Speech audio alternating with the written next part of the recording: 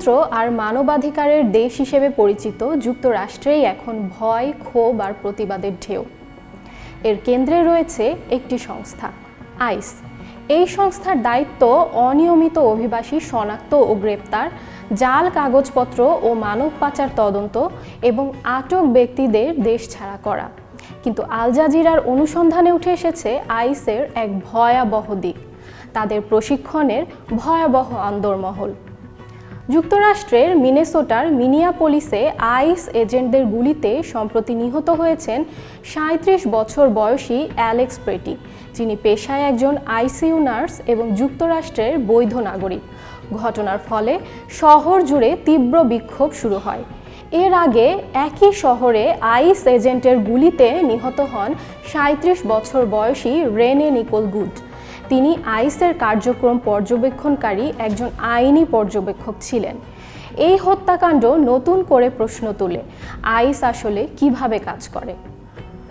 অনুসন্ধানী সাংবাদিক লীলা হাসানের হাতে আসা নথিতে দেখা যায় ২০১৫ থেকে ২০২১ সালের মধ্যে আইস এজেন্টরা অন্তত ৫৯ বার আগ্নেয়াস্ত্র ব্যবহার করেছে। এতে নিহত হন ২৩ জন, আহত হন ২৪ জন। গত ২ বছরেই আইস এজেন্টদের গুলিতে অন্তত ১২ জন নিহত বা আহত হয়েছেন।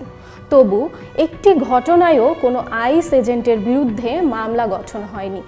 নথিতে দেখা যায় আইস এজেন্টদের শেখানো হয় নিজেদের যেন অপ্রয়োজনীয় ঝুঁকিতে না ফেলেন।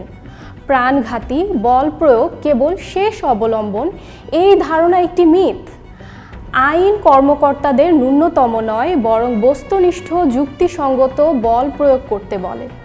সতর্ক বার্তা দেওয়া, ধাপে ধাপে বল প্রয়োগ, এসব নাকি কর্মকর্তার নিজের জন্য ঝুঁকিপূর্ণ।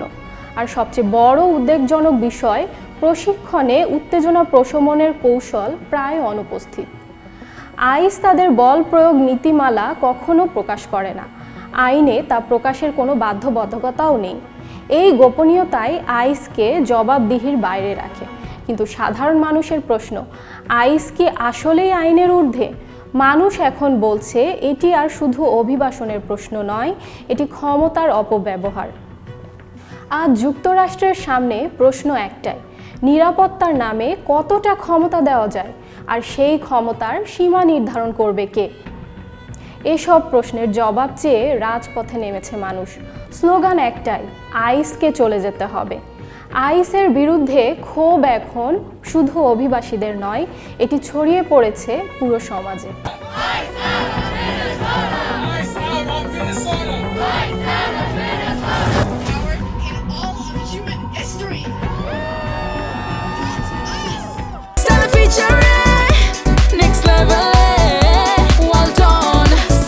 By side, free.